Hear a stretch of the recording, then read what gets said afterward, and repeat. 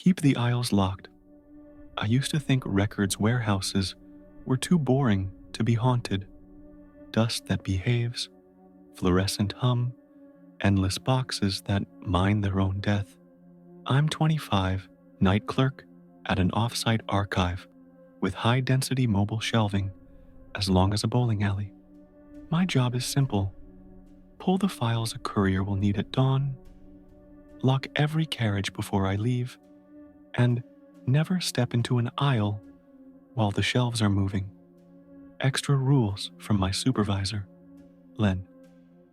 Don't bypass the pressure bar with your foot. Don't turn the manual crank after midnight. And if the control panel asks you to double tap anything, tell it no. He laughed when he said it. The laugh didn't stick.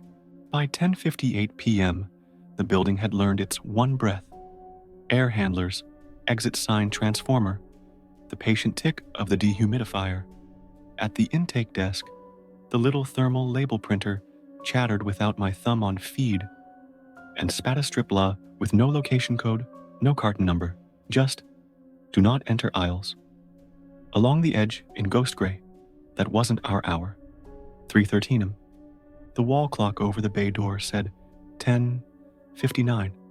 I stuck the strip to my pull card because paper makes rules heavier. The first odd thing was polite. 2 knuckles. Tapped the steel end panel of row C, measured, not expansion pop.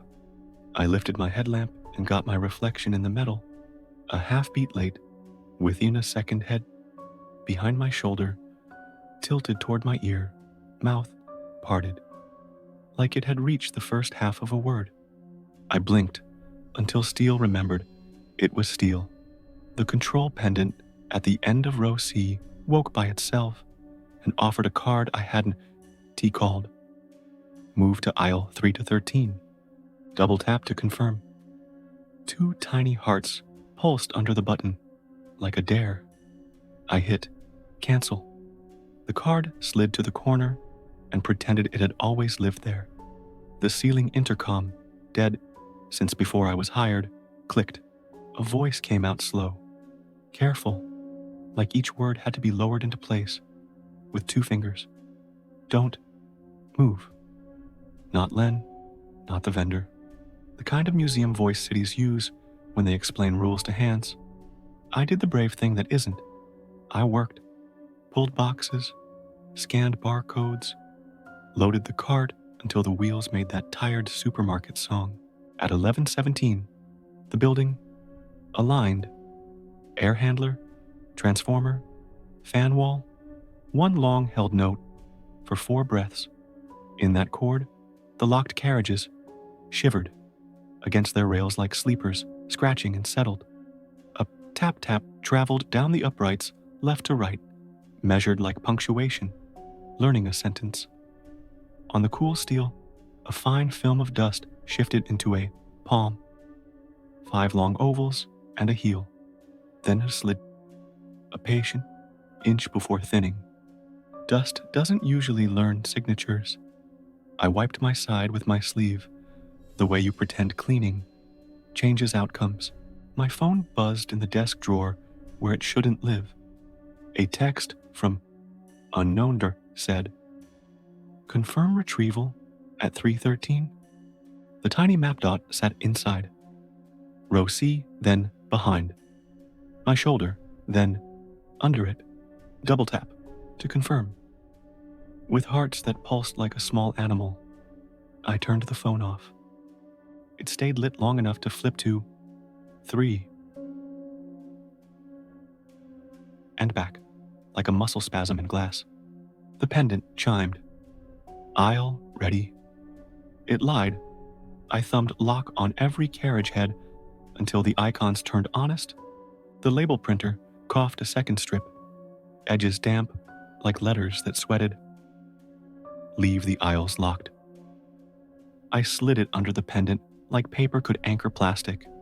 Row C holds legal boxes that weigh like grudges. My pull list wanted C0413B. The shelf dead center, naturally, I keyed. opened on the pendant out of habit, then remembered my own hand and hit stop before the motors could consider it. The screen blinked, 313, in place of the aisle number, and went back to C, like a child who knows better. At 11:31, the steel under my boots answered itself with tap tap from the opposite side of the closed aisle. Measured, patient. The end panel of row B flexed a polite millimeter the way metal does when it remembers it as a door if it tries. The intercom breathed that careful weight again. Leave. It closed. I wrote, "Quiet night," at the top of the paper log because supervisors like to see that lie in ink. The letters looked wet longer than ink should. On the camera feed, the aisle between B and C showed nothing but geometry until, for a single frame, a head leaned near the lens, tilted toward my left ear, mouth parted on the first half of "Don't," then brushed steel again. I should have paged Len and waited by the door. I keyed open anyway and put my toe on the floor pressure bar, out of reflex, that thin gray strip that keeps the carriages from hugging you. The motors hummed, steel aligned with the building's note. Row B rolled an inch, row C rolled an inch. The world narrowed to a geometry that cares about shoulders. When the aisle reached the width of my cart handle, I hit stop and slid in sideways, pushing the cart ahead like a shield. Claustrophobia is honest. Air gets tall. Sound forgets where to go. The boxes at shoulder height made a hallway that knew my name. Halfway down, the pressure bar ticked through under my boot like a coin, and I froze because freezes are doors too. From the far end, 2 knuckles touched the steel, exact to the beat of my pulse. The pendant behind me chirped like it had remembered a plan. Resume. Double tap to confirm. The hearts pulsed in the corner of a screen I couldn't see. The shelf label said C0413B like fate, wearing a sticker. I wrestled the box free with a stupid grace of a person deciding what part of fear is hands. When I turned to slide the cart back, the aisle had narrowed by a thumb width, my elbow brushing corrugated like a kiss I didn't want. I hit stop on the wall station halfway down with my knuckle. The button felt like it had a heartbeat. The air fogged. A palm, a thumb width higher than my mouth can breathe, and Albert slid a patient inch along the dust before remembering how to be still. I set my own palm on the cold steel. From the other side, pressure matched. Not urgent, just present, like a hand through material, agreeing we both exist. The pendant sang the error tone that means beam blocked. The aisle lights stuttered. The building, aligned. Again, fan, transformer, rails. One held note that set my teeth to counting. In that breath, both carriages nudged under me, a hair toward each other, and stopped like a dog, reminded it knows you. My phone lit in my back pocket with a photo from unknown. The aisle from above my head, the cart sideways, my own shoulder shrinking the space by accident. Caption, double tap to confirm. I locked the screen. It stayed bright long enough to flash 3-point and blush back to honest. At 11:49, the intercom tried a new mercy. Don't go down. The only down from here is under the shelves into the floor plenum, where dust goes to be democracy and forklifts go to die. I kept my shoes on my own side of gravity. The pendant behind me clicked like a polite throat.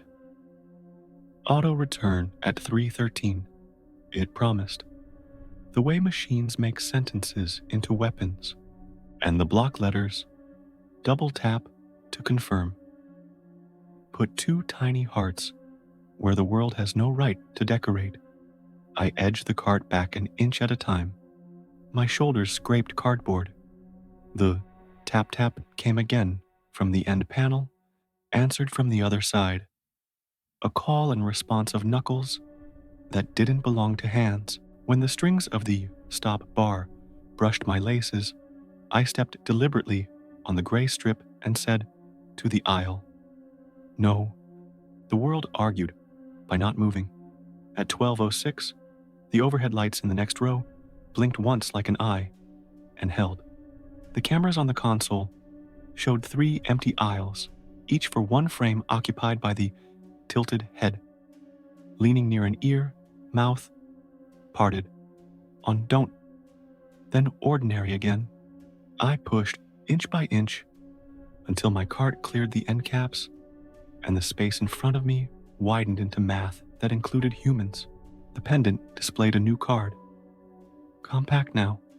Double tap to confirm. The hearts waited. I hit lock all with my knuckle until the icons went stubborn. The label printer offered a 3rd damp strip as if it had been trying to spit it for years. Dawn to acknowledge calls. A whistle came through the ductwork. 2 clean notes at the pitch the warehouse manager uses when he pretending to be a shepherd. Half a beat late, like a copy. I did not answer. The tap-tap traveled behind the end panels, patient, like someone practicing manners in the wrong century. At 12:23, the manual crank for row D, nobody uses it, turned a quarter under its own dust and stopped. The little brass dog that keeps it honest kissed the slot and decided not to be interested. The intercom offered its bedtime rule. In that careful wait, ID started to trust. Leave. The aisles. Locked. I printed a sign, because signs are spells. After midnight, do not move shelves without supervisor. I taped it to the pendant. The tape breathed like a small lung and held. At 12:41, the building chose to be choir again. Aligned. Air handler. Transformer. Motor bearings. 1 long-held note that made boxes learn to listen. In that chord, the carriage beside me shivered and remembered mercy. The pendant, S-clock flashed 3:13 and went back to the minute like a dog giving a trick back, so I'll throw it again. I loaded the last box because hands like tasks. I locked every carriage with my whole knuckle, as if skin had weight. I wrote, quiet night, in the log again because the first one felt lonely, and the letters looked wet until they remembered the paper wasn't nervous. At 3:13, because some hours apply for the hard jobs, every status LED on the carriages blinked once and held. The motors under the rows sighed but did not engage. The intercom exhaled a careful mercy. Keep the aisles locked. The dust settled into its old faith. The pendant cleared its feral cards and remembered it was a tool. Dawn unstitched the dark into inventory.